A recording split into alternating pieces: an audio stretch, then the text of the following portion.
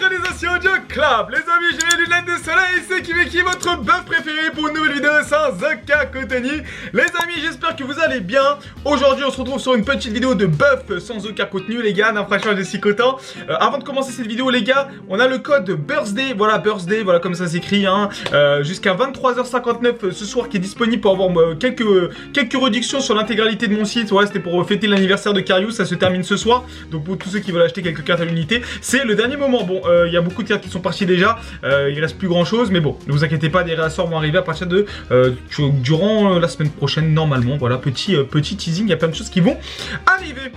Aujourd'hui les gars, et pour terminer cette semaine, nous allons parler des taux de drop de Brian Star. Je pense que vous avez été nombreux à ouvrir du Brian Star. Très content de voir à quel point la série a plu. Il y a eu énormément d'ouvertures. On voit que le marché est inondé avec des baisses de prix, etc. On va en parler pendant toute cette semaine de qu'est-ce qui se passe avec Brian Star. On va bientôt aussi autoriser les ventes sur mon Discord de Brian Star. Donc je pense que ça va être vraiment très intéressant de voir un petit peu échanger sur tout ça et de voir un peu votre engouement sur cette nouvelle série. On a l'excellent youtubeur Danny Phantom qui nous a fait une vidéo de fou que je vous conseille d'aller voir. On va utiliser... En fait, je vais faire la traduction, je vais utiliser ses datas, mais tout lui appartient. Danny Phantom, sa chaîne est juste ici et c'est lui qui a fait toutes les datas que vous allez voir.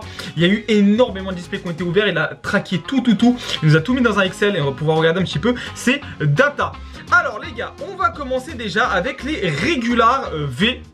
Voilà, il a ouvert énormément de booster packs, hein, je crois aux alentours de 5000 packs si je dis pas de bêtises dans cette vidéo.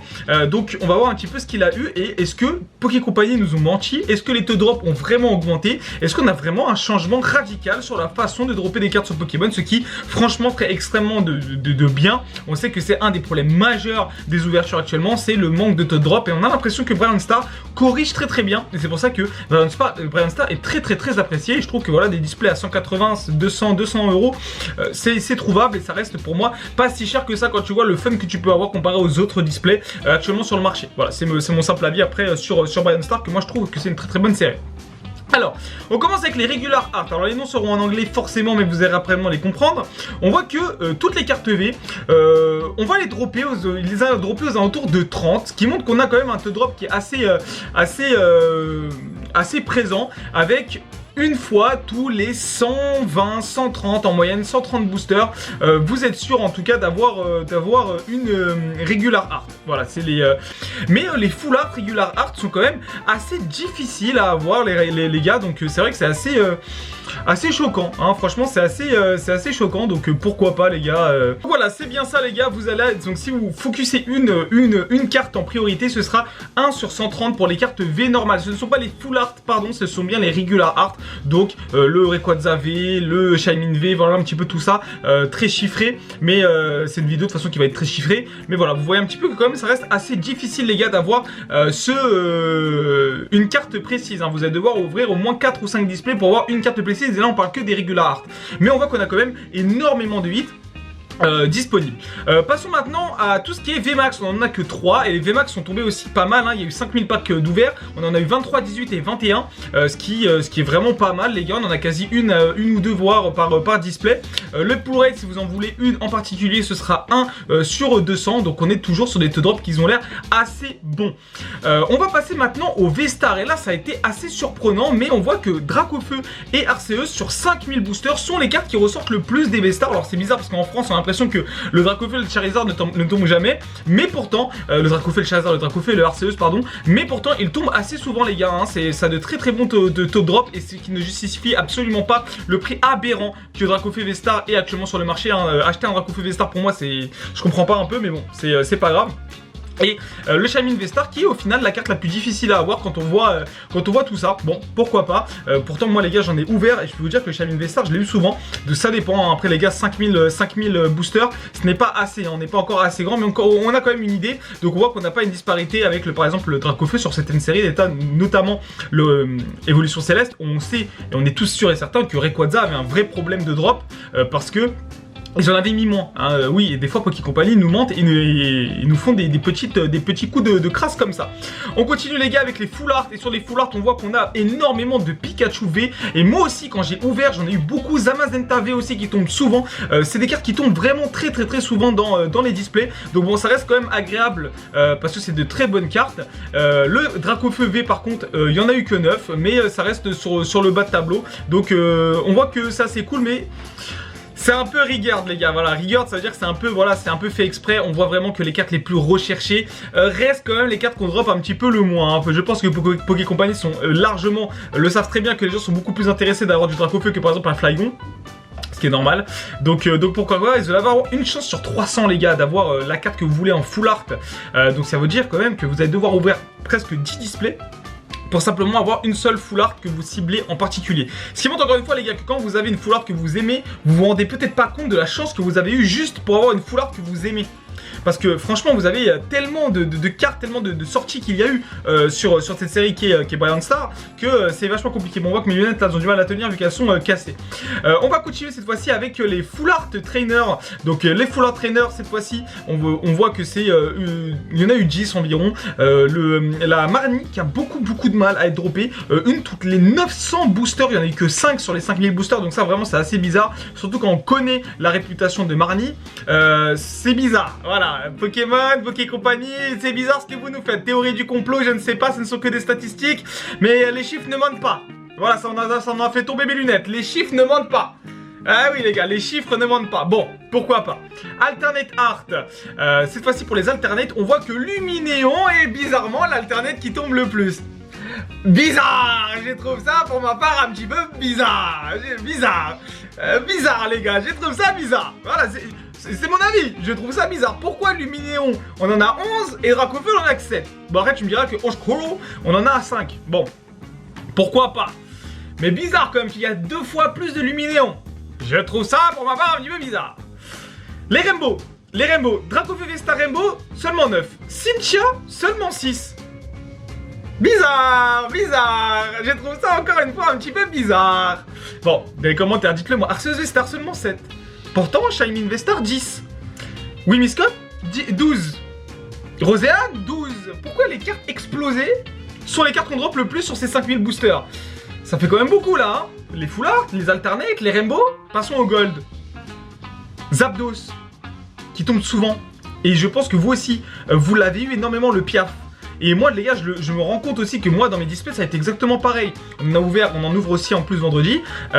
Ils tombent souvent les Piaf en gold, hein. Ils tombent souvent. Et par contre il y en a d'autres qui ont un petit peu plus de man. L'Ultra Ball qui est tombé que 3 fois, c'est l'une des cartes la plus rare à avoir. Même le Magma Bassin, c'est l'une des cartes les plus difficiles à avoir sur ce set, seulement 3 en 5000 boosters. Et je peux vous assurer que c'est pas non plus une carte qui coûte très cher. Et là vous vous rendez compte encore une fois qu'il y a des cartes qui sont très sous-cotées sur le set Brilliant Star. C'est ça, après ça il y a plein de gens qui vont aller acheter des Ultra Ball, je sais bien parce que ça coûte pas cher actuellement. Et bah ouais, mais si vous voulez faire le full set les gars, l'Ultra Ball vous en avez besoin. Donc ouais, pourquoi pas. Après peut-être que c'est joué en compétitif et tout, ça m'étonnerait pas, surtout vu la popularité des Ultra Ball. Donc pourquoi pas. Donc là déjà on voit que sur les taux de drop, c'est assez compliqué de viser une seule carte en réalité. Les taux de drop restent par contre meilleurs les gars, excusez-moi petit trait, voilà. Les taux de drop restent quand même meilleurs les gars que la majorité des autres sets. C'est peut-être l'un des meilleurs sets qu'on a jamais eu au niveau de taux de drop et on le voit encore une fois. Et on va maintenant passer les gars au Trainer Gallery. Voilà, au Trainer Gallery parce que les gars, ça c'était taux de drop uniquement pour les cartes comme ça. Maintenant on va passer au Trainer Gallery. Est-ce que c'est Rigard? Est-ce que Pokémon nous ment ou pas? Les Trainer Gallery, c'est parti les gars, je vous le montre tout de suite à l'écran. Alors Flareon, Vaperon, etc. c'est les évolutions de Eevee. Ils en ont eu 15, une sur 178 et c'est pas mal hein, les gars, c'est vraiment pas mal. On voit que c'est plutôt très bien équilibré les gars sur ces Trainer Gallery. Je sais pas ce que vous en pensez, mais quand on regarde un petit peu, c'est assez bien équilibré. Voilà, franchement c'est même extrêmement bien équilibré, donc très cool. Donc ok, voilà, très bien. Le Eevee aussi, une fois sur 120. Donc on voit que c'est tous les 100 boosters qu'on peut avoir une carte précise. Donc ça tombe assez bien. Ça doit tomber tous les 8 boosters à peu près pour une trainer galerie. Donc tous les 6 ou 7 boosters, vous êtes quasi sûr d'en avoir une. Donc c'est très bon pour un set en plus. C'est comme des shiny ou quoi. Donc pour moi je trouve ça très bon. Les cartes les plus dures à avoir. Les gars, bah, ça va être les dédicaces à Tania, mais c'est les Kung Fu, les cartes Kung Fu Trainer en VMAX. Donc ok, seulement 3 en 500 packs, c'est pas beaucoup. Le Café Master, les gars, seulement 2. Donc une chance sur 1332 de l'avoir. Ça aussi, c'est très bas et je ne savais pas. Donc c'est une carte qui est pas non plus très recherchée. Donc pourquoi pas. Et après, bah, ça va être seulement eux, les cartes les plus difficiles. On voit que le reste n'est pas non plus extrêmement dur à avoir. Tout est ok, vraiment, tout est ok, les gars. Donc par box, voilà, il nous a fait un peu ça. Donc par box, les gars, on va avoir environ 4 hits de trainer galerie, ce qui en fait donc un set très huge et très bon. Ce qu'on peut retenir, les gars, je vous invite vraiment à la regarder en détail, la vidéo de Danny Phantom. J'avais pas envie de vous faire une vidéo non plus qui est un petit peu longue et qui reprend mot pour mot sa vidéo. Ça sert absolument à rien. N'hésitez pas à aller la voir si vous comprenez l'anglais, si vous voulez avoir un petit peu plus de data, mais moi en tout cas j'ai kiffé, les gars. Donc on voit que c'est un petit peu quand même un petit peu rigueur, les gars, sur les bords. Il y a des choses quand même qui sont faites exprès par Pokémon Company pour nous pousser à la frustration et pour acheter encore plus. N'oubliez pas que les cartes Pokémon restent aussi une sorte de casino géant où vous allez pouvoir avoir de l'argent ou pas, donc où vous allez pouvoir avoir de la chance ou pas, pardon, le lapsus révélateur, mais aussi de l'argent, c'est vrai, c'est la vérité. Donc attention, les gars, ne pas tomber dans ce piège. Si vous n'avez pas réussi à dropper, c'est pas grave, dirigez-vous vers le marché à l'unité si vous voulez vraiment avoir la carte, c'est beaucoup mieux.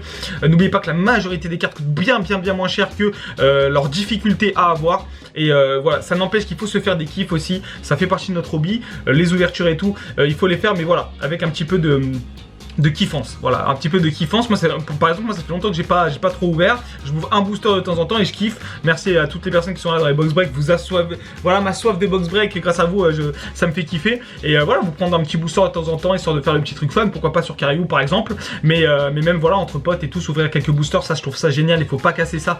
C'est pas bon de dire voilà, gars, faut pas ouvrir, regardez les taux de drop, ça c'est débile. Mais voilà, vous voyez un petit peu que quand même, parfois, il faut peut-être qu'on prenne du recul et qu'on soit content parfois quand on a une simple carte V. Parce qu'aujourd'hui, quand j'ai une carte V, je suis pas content et c'est pas normal. Alors que c'est déjà difficile à dropper en fait quand on voit les taux de drop. Surtout quand c'est une carte V qui te plaît. Quand c'est une carte qui te plaît, sachant que voilà, on a des sets, on a qui sont très gros, très immenses limite. Franchement, c'est le mot, c'est immense.